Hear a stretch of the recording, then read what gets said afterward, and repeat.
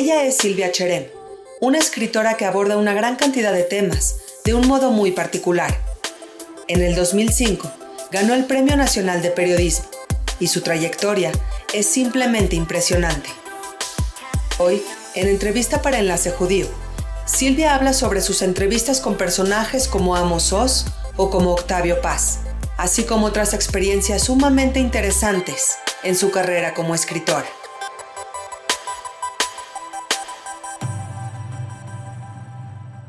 Hola Silvia, qué gusto estar aquí. Muchas gracias por tu tiempo. Gracias a ti, Nadia. Feliz de estar con el auditorio que sigue Enlace Judío.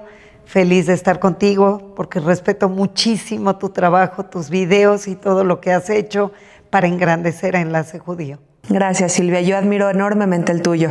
Explícame esa semblanza tan impresionante, el Premio Nacional de Periodismo, tantos libros publicados. Así que, Silvia, empecemos por el inicio. ¿Cuándo te descubres a ti misma como escritora? La verdad es que soy preguntona, curiosa y con ganas de compartir desde chiquitita. Si le preguntas a cualquiera que fue a la escuela conmigo, te diría que siempre estaba preguntando cosas. Eso no quería decir que supiera yo que me iba a dedicar al periodismo. De hecho, cuando en preparatoria quería tomar la decisión de qué carrera estudiar, estaba yo inscrita en todo, en biología, en literatura, en arte, en nutrición, y sobre todo porque en la época en la que yo estudié, aquel que le iba bien en las matemáticas, la física o la química debía irse a las ciencias exactas. Las humanidades eran para los tontos, para quienes no sabían nada de números, eran las humanidades. Y a mí me interesaban ambas cosas. Me casé muy chica, me casé a los 21 años, estaba ya estudiando en la universidad, pero llegué a comunicación por una casualidad absoluta. Llegué a comunicación porque un tío me dijo, estaba inscrita como en 10 carreras, y me dijo que acaba de surgir una nueva carrera, no era cierto, que era comunicación y que lo abarcaba todo. Y llegué, pedí que me aceptaran, venía yo muy tarde a la universidad, porque en la Anáhuac, que era donde estaba comunicación, o donde yo quería estudiarla, ya habían pasado los exámenes y yo había hecho creo que allí para psicología. Y llegué con el rector a pedirle que me dejara entrar 2 semanas tarde y me dijo, no, es la carrera con más alumnos. Pero cuando vio mi certificado de prepa, me dijo, ¿y dónde te lo regalaron? Era bien buena alumna. Entonces luego me abrió las puertas y entré tarde, con la intención de meterme también a biología. Quería yo estudiar biología en la UNAM o en la Metro, y para mis papás estaba bien que estudiara comunicación en la Anáhuac, cerca de casa, pero no que me fuera tan lejos a una carrera de ciencia.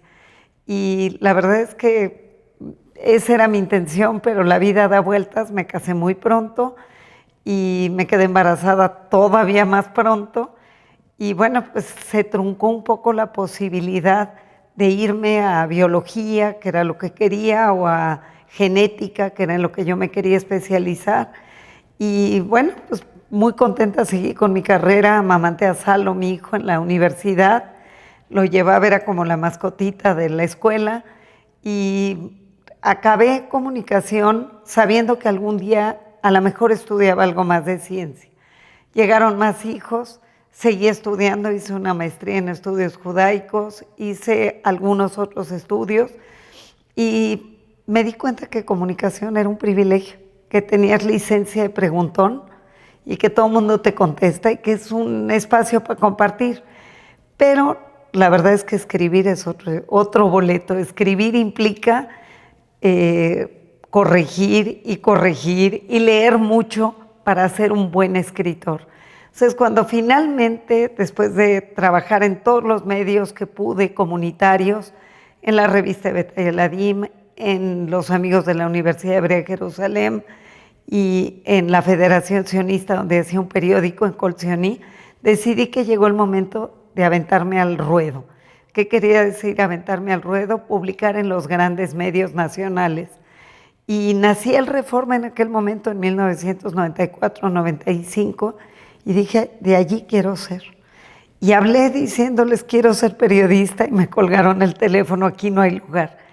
Y poco a poco fui abriéndome puertas, metiéndome a estudiar un poco más. En la Ibero iba a cursos con maestros que yo veía que eran del Reforma, un poco como una gente externa, pero con la intención de ver cómo le entraba. Publiqué un primer reportaje muy largo que lo mandé al Financiero y me dieron página completa. Y luego dije, sí se puede, tengo que poder. Y era cuando estaba el golpe zapatista y los zapatistas, digamos que con una popularidad brutal en todos los medios nacionales y extranjeros, y poco se sabía cómo es que esos zapatistas llegaron al poder. Y yo me preguntaba, bueno, aquí hay una historia. Estaba por firmarse o se acaba de firmar el Tratado de Libre Comercio. Había muchos factores que yo decía, bueno, ¿por qué en este momento? ¿Por qué en Chiapas? Y vinieron a la Ciudad de México gente que era de Ocosingo, Altamirano y Las Margaritas a protestar contra el zapatismo porque les invadieron sus tierras. Y decidí irme a sentar con ellos en el Ángel de la Independencia a que me cuenten sus historias. Después ellos estaban en huelga de hambre, yo iba a diario, sí comía por supuesto, pero me sentaba con ellos.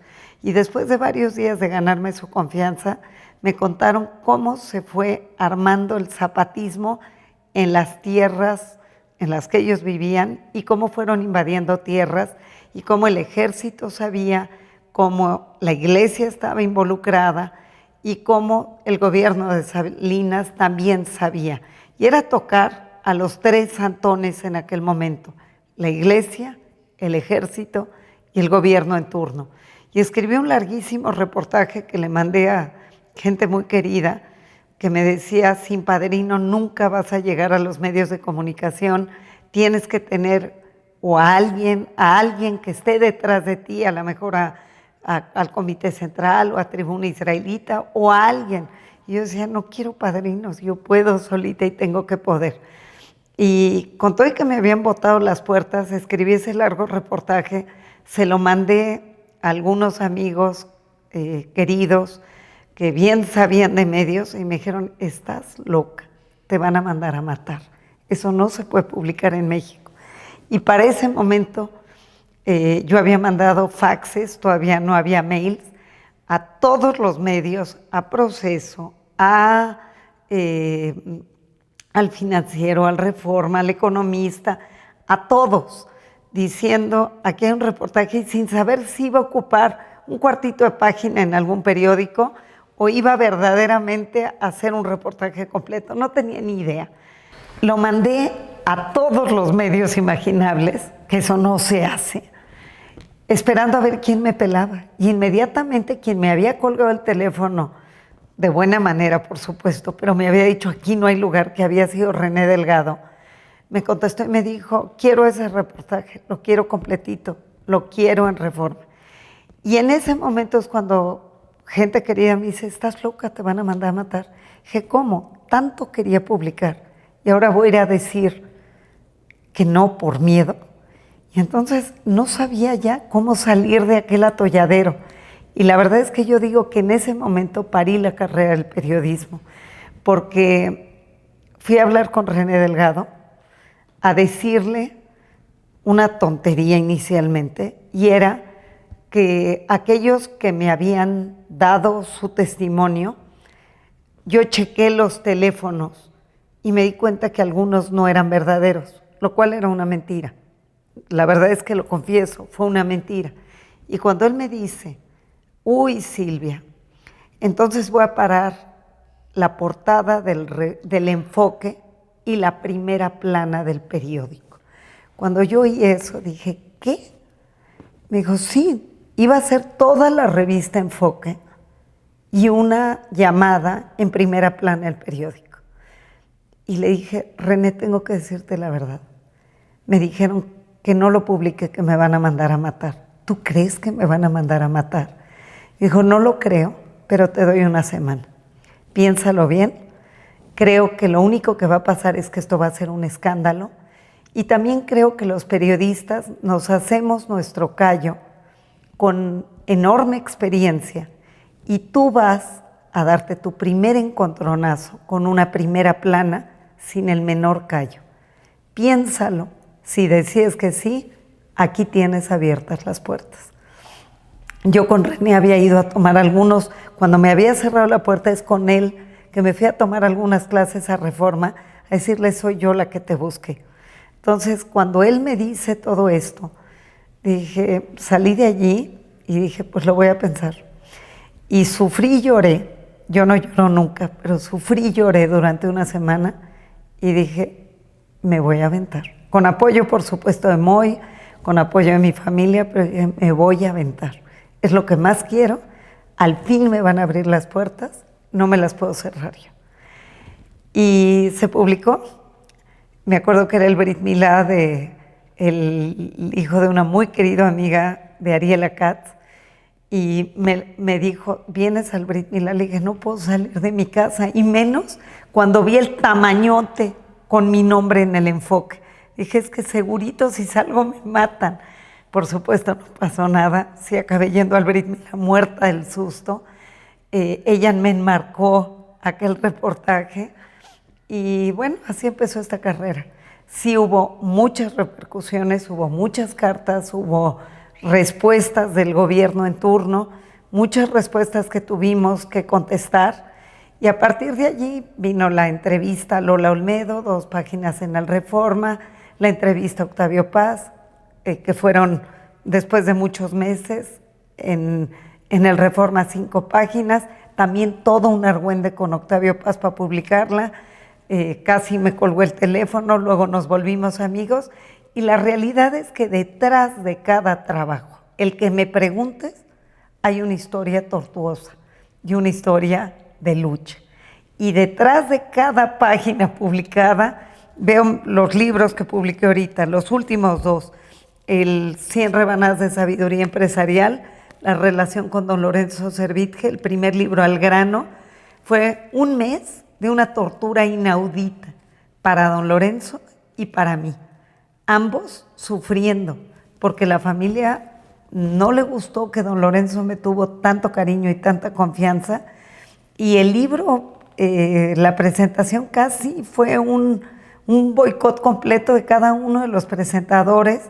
Al final quedaron contentos, pero fue una tortura y una agonía. Yo te diría este libro, que 100 rebanadas, que lo publiqué 10 años después de que don Lorenzo, de que habíamos publicado El Grano, cuando yo lo publiqué cuando ya estaba a punto de morir, se lo llevé a la casa y la verdad es que yo no sabía cuál iba a ser su respuesta, aunque sabía que él estaba contento. Y me topé con sus hijas en la casa y yo iba temblando y me tenían montañas de libros para que dedique. Y no lo podía yo creer. Subí a su cuarto porque don Lorenzo pidió que quería despedirse de mí antes de morir. Y le dije, usted no va a creer lo que está pasando allá abajo. Sus hijas me dieron libros para que yo los firme. Y me levanta el brazo y me dijo, Silvia, ganamos, tú y yo ganamos. Y me dijo, y eres el testigo de mi vida y jamás voy a olvidar todo lo que fue que publicáramos los libros juntos y que tú te hayas empeñado en hacerlo. Pero lo único que quiero que siempre recuerdes es que ganamos, sí ganamos. Entonces, detrás de veras de cada entrevista ha habido una pesadilla detrás y un triunfo. Y eso es lo que recuerdo en mi corazón. Seguro que sí. Ahora, Silvia, a mí me llama la atención que en tus libros tocas una gran diversidad de temas. A veces Israel, a veces México, en otras ocasiones una novela o hasta emprendimiento. Por eso te quiero preguntar, Silvia, ¿cuál es la bandera que tú llevas en tu corazón? ¿Cuál es el tema que a ti te apasiona de manera particular? Yo creo que no hay uno, y que desde que te cuento que quería estudiar tantas cosas, eso es lo que me ha permitido el periodismo, aprender de una multiplicidad de temas. Si era ciencia, hice entrevistas a corazón abierto y estuve en el quirófano 12 horas con un paciente o 15. viendo cómo le cambiaban el corazón o el riñón a otro. Sí era arte que me fascina. He podido conocer a los grandes artistas plásticos y hacer libros con todos ellos y ser amigos, porque a mi casa venía Juan Soriano y viene Vicente Rojo y viene Aceves Navarro y viene Manuel Felgueres y conoce a mi familia y conoce a mis hijos y ha sido una relación de años. Leonora Carrington era asidua, todo el tiempo estaba en mi casa. O sea, si me preguntas qué es lo que más me gusta, desmitificar ese halo de inalcanzables y encontrar al ser humano detrás de cada personaje. Shimon Peres, que lo he entrevistado 3 o 4 veces, Octavio Paz, como te dije, o hacer esta biografía de Esperanza Iris, que le llaman novela porque no tuve a Esperanza para entrevistarla, pero no te puedes imaginar cuántos archivos llegaron a mis manos, cuántos busqué y encontré. Y casi te diría que yo todo el tiempo que escribí esta novela, los 4 o 5 años, que fue por un azar de la vida, porque conocí a alguien que iba en el avión, sus padres iban en el avión en 1952, en el avión que estalló una bomba, que puso Paco Sierra, el tercer marido de Esperanza Iris, y pensando escribir, no sabía yo que iba a llegar a Esperanza Iris, pensando escribir un reportaje para el Reforma, me topé con un personajazo. Y lo seguí hasta el final y todo el tiempo sentía que Esperanza estaba en las noches en mi almohada, gritándome a dónde ir a buscar más archivos, más papeles, y además me despertaba furiosa porque le decía, Esperanza, una leyenda como fuiste tú, ¿cómo es posible que hayas caído en manos de hombres que nunca te merecieron y que casi te sepultaron en todos los sentidos, tanto física como en tu legado? Y es para mí un honor y un privilegio haber rescatado un personaje tan grande como ella para la historia de México. Y estoy segura que va a ser película de Hollywood. Entonces, ¿qué es lo que más me gusta? Me gusta investigar a fondo de todos los temas. Cuando yo saqué Al grano, que fue la biografía de Lorenzo Servitje, la izquierda mexicana me decía, ese hombre que no ha sido más que un explotador, que no era cierto. Nada de eso es cierto. Y al mismo tiempo pude escribir la biografía de un hombre de izquierda, profundamente de izquierda, que fue Granados Chapa, y escribir el libro por la izquierda. Entonces, ¿qué me gusta? Cualquier tema que atrapa mi interés y que quiero seguirlo hasta el final. Entonces, no me gusta etiquetarme en un solo tema. Me gusta limpiar el escritorio y empezar con algo nuevo cada vez. Y aprender, y aprender, y aprender, y compartir lo que aprendo. Sin duda. Silvia, quisiera preguntarte cuál es la mejor entrevista que has hecho, pero sé que todas ocupan un lugar especial. Por eso prefiero preguntarte cuál es la entrevista que más nerviosa te ha puesto. Yo creo que todas. Cuando uno llega al principio con un personaje nuevo, uno tiene que tener la humildad absoluta para saber que está uno frente a un personaje totalmente nuevo, aunque uno tenga toda la experiencia del mundo. Por ejemplo, cuando llegué con David Grossman, iba yo temblando por lo que me había pasado con Amosos, que fue varios meses antes. Y te cuento qué me pasó con Amosos.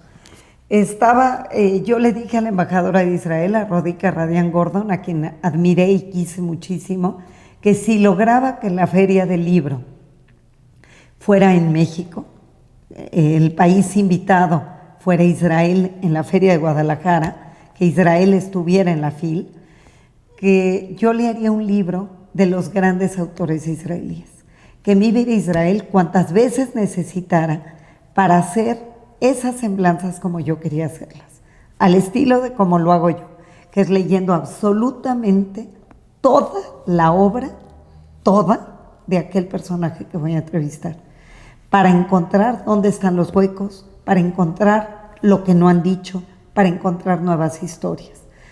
Y ella un día llegó y me dijo, ya lo logré, y toma, esta es la lista de los personajes que quiero que entrevistes. Y eran 20 y tantos. Le dije, no, Rodica, en un año yo no la hago, porque yo voy a leer toda su obra. Le dije, si logras que la Feria de Guadalajara, la FIL de Guadalajara, tenga a Israel como país invitado, yo te prometo hacer un libro. Un libro del tipo de las semblanzas que yo hago, que son semblanzas muy a fondo, donde leo toda la obra de aquel que voy a entrevistar, buscando lo que ha dicho, buscando espacios más íntimos, distintos, que no hayan sido revelados y donde yo logré una verdadera comunicación con aquellos autores. Y ella luchó un año, no lo logró, luchó el segundo año y finalmente me habló y me dijo, oye, estos son todos los autores que podríamos invitar a México. Y me dio una lista de 20 y tantas gentes y primero estaba yo nerviosísima porque dije, ¿cómo voy a hacer para en un año o en un año 3 meses lograr compenetrarme en tantos autores? Y un día le hablé y le dije, Rodica, yo voy a hacer mi libro. Si tú lo quieres, qué bueno, y si no, va a quedar. Pero yo no puedo hacerte lo que tú quieres porque va a ser muy superficial y van a ser semblanzas muy pobres de 20 y tantos autores. Mi ilusión es tener a Mossos, a David Grossman y probablemente Edgar Keret y Alefet Yoshua. Eso fue lo que le planteé. Le dije, lo que más me fascinaría es tener también una mujer, pero no sé si me dé tiempo, porque no está, quizá Keret no está a la altura de los otros 3, pero finalmente tenía una relevancia brutal en México y sí que está a la altura. Entonces yo le dije, esos 4, y si me da tiempo, meteré a una mujer. Empecé a trabajar, le hablé a Mossos un 3 o 4 de enero y le dije, quiero ir a verte. Yo ya había tenido comunicación con él un par de años antes, no se había dado la posibilidad de la entrevista. Y le dije, quiero ir a verte por ahí de marzo. Estoy leyendo toda tu obra. Ya le conté qué libros llevaba, cuáles me faltaban. Y le dije, mi hija va a dar a luz y no me puedo despegar ahorita porque es un parto gemelar difícil y no me quiero despegar de México, pero dime cuándo vas a estar en marzo para que yo vaya a verte. Y me dijo, como si no me oyera, me dijo, Thursday. Le dije, perfecto, ¿cuál Thursday? Era un lunes en la noche que yo estaba marcando, a las 12 de la noche, era martes, 8 de la mañana en México, en Israel. Me dijo, this Thursday. Le dije, te estoy diciendo que no me puedo ir, que mi hija está por dar a luz, que es un parto gemelar, que es complicado, y yo ahorita no me voy a separar. Tiene fecha para febrero, por eso te estoy diciendo que en marzo.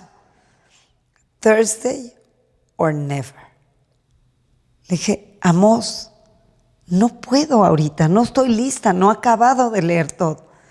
Dijo, Thursday or never. Colgué el teléfono, era martes en la mañana en Israel, él quiere que esté allí Thursday, quiere decir que yo tengo que tomar el vuelo en menos de 48 horas. Y me entró un estado de angustia porque dije, ¿cómo acabo de preparar el cuestionario? Esto, o sea, entiendo que a veces para una entrevista de televisión, bueno, como quiera, o de radio, completas tu hora con preguntas. Yo ya había visto mucho de él, pero eran muchos lugares comunes, siempre contestaba lo mismo, tiene muy armado su discurso. Y yo no quería eso, yo quería llegar a lugares distintos. Y entonces me entró una angustia y dije, le hablé al ginecólogo de mi hija y le dije, oye, ¿me podré despegar 2 días? Me dijo, yo creo que sí. Le dije, voy y vuelvo en 2 días, o sea, de jueves a sábado. Yo esperaba que si ya me estoy yendo hacia allá, pues él me diera un tiempo más o menos razonable, unas cuantas horas para tratar de ir completando los vacíos. No dormí, iba verdaderamente sin dormir. Todavía ya en el aeropuerto me habló la que era la asistente de la embajada y me dijo, Silvia, no tomes el vuelo. Le dije, ¿por? Me dijo, porque está nevando en Israel. Y no hay cómo llegues a Jerusalén, está nevando. No hay cómo llegues a donde vive Amos Oz porque no vas a llegar, se desbordaron algunas presas, no hay cómo llegues. Entonces le hablé del aeropuerto y le dije, Amos, yes. Le dije, ¿está nevando en Israel? Yes. ¿Está cerrado el aeropuerto? Yes. Le dije, ¿lo posponemos? No. I'm waiting for you Thursday morning. Take the plane right now. Así me subí al avión. O sea, sin saber si iba a llegar o no. Era de risa, era como un cuento. Pues llegué, el viento tardó 2 horas o 3 en aterrizar el avión, estaba cerrado el aeropuerto. Llegué 1 hora antes de que yo tenía que estar allí. Me acuerdo que el paraguas me volaba como Mary Poppins. Toqué la puerta de su casa con la maleta porque no hubo ni tiempo de llegar a dejarla. Y subí a su casa y me dijo, I just have 40 minutes, maybe an hour, that's all. O sea, 1 hora. Entonces empecé a preguntar, pero pues había que calentar el motor, no podía irme a las preguntas difíciles, que era pues toda su historia personal de abandono de su madre porque se suicida cuando él es un niño de 12 años. Y ahora entiendo, tiempo después entendí, que hice exactamente el comentario que en su mente le revolvía las tripas, y es hablar de un embarazo, de una mujer dando a luz. Entonces, por eso, y luego un par de periodistas, mujeres en Israel, me dijeron, siempre es lo mismo. Esa es su actitud con respecto a la mujer. No me dijo luego que solo tenía 30 o 40 minutos, pero a los 40 minutos llegó su mujer a la casa y me dijo, well, it's over. Y le dije, Amos, volé desde México, traigo todo esto que quiero trabajar, quiero hacer una semblanza bien hecha. Lo logré que lo prolongáramos a lo mejor a 1 hora, 1:10, pero con mucha atención. Me recordó una entrevista de Jacobo Zabludowski en donde Dalí lo corría de la casa y él volvía a sentar a Dalí. Esa fue la tónica de mi encuentro con Amos Oz. Al salir de ahí estaba yo desconsolada. Llegué al hotel a llorar y llorar y llorar. Y dije, tengo ganas de escribirle la furia que tengo dentro. Y efectivamente lo escribí, pero no se lo mandé. Me dormí un par de horas, tenía 3 días de no dormir, o 2 o 3 noches eran, y todavía todo el avión estuve trabajando. Y dije, si yo le mando esto, cierro todas las puertas. Mejor le voy a mandar, cuando desperté lo pensé, una carta diciéndole, o un mail diciéndole que fue un buen encuentro, pero que yo me quedo con muchos pendientes, que si podemos resolverlos en algún otro momento, o por teléfono, o bien si podemos resolverlos por mail. Y me dijo, sí, sígueme escribiendo. Y así es como logré completar la entrevista que está en el libro Israel a 4 voces. Pero el encuentro fue tortuoso. Ahora, Silvia, tienes que platicarme de tu entrevista con Octavio Paz. Seguramente entrevistar a un personaje de este tamaño marcó tu vida. No hay la menor duda. Tengo amigas, mis amigas del libro, Esther, Ariela y Paloma, siempre dicen que logré esa entrevista porque, y Frida, que falleció, Frida Schwartz, que también era parte de este grupo, me decían, lograste esa entrevista por necia y por ingenua, porque ¿quién se atreve a ir a entrevistar a un gigante de esa envergadura como Octavio Paz? Y todo comenzó porque vino a México Marek Keller, que era su editor en Círculo de Lectores, y yo conocía bien a Marek a través de la amistad con Alberto Gironella, que es un gran pintor de México, que fue un gran pintor de México. Y Marek me dijo, voy a ver a Octavio Paz. Le dije, dile que yo lo quiero entrevistar, y le mandé algunas entrevistas. Y me mandó a decir que no tenía nada interesante en ese momento y que no. Siempre hay un no como primera respuesta. Y empecé a leer toda su obra. Toda es mucho decir, escribió una brutalidad, pero muchísima de su obra. Y yo le mandaba decir por fax en aquel momento, lo que estaba leyendo y lo que me generaba. Y por ejemplo, en alguna él tiene un poema en donde habla de una higuera que había en su casa y donde se trepaba como Sinbad el marino con su telescopio a mirar el mundo. Y hablaba mucho de esta higuera de su casa. Yo tenía mi tía reina, Yamuz, que hacía unos higos maravillosos en almíbar cada Rosh Hashanah, y un día le dije, me vas a hacer un frasco grande, lo voy a mandar, y le escribí sobre la higuera de su casa. Y así como eso, fueron muchos meses, y él me decía, ya no me cerraba la puerta, márqueme en 3 meses. Yo en 3 meses le llamaba y le hacía una nueva propuesta de algo más que había leído de él. Y márqueme en 3 meses, márqueme en 6 meses, márqueme en 1 año. Y puntual, yo marcaba cuando él lo pedía. Luego me mandó emisarios para ver qué es lo que estaba trabajando, qué tipo de cuestionario estaba elaborando. Si yo quería preguntar algo que tuviera que ver con Elena Garro, con Elenita Paz, su hija, evidentemente no le interesaba. Entonces, yo recibía los comentarios y así fui armando el cuestionario y armando la semblanza. Y luego cuando estuve con él, pues fueron como 4 o 5 horas con él y me dijo, ¿me va a dejar leer lo que escriba? Y le dije, con mucho gusto. Y cuando se lo mandé, trató de intimidarme. Me dijo, eso que mandó no se puede leer y así no se publica, y me cuelga el teléfono. Y yo dije, ¿qué hice mal? Y estaba yo paralizada porque era un gran trabajo. Y a las pocas horas me llamó para decirme, o me mandó alguien a decirme que le marcara, que está esperando sentado mi llamada. Y entonces le llamé y le dije, don Octavio, ¿por qué no se puede leer?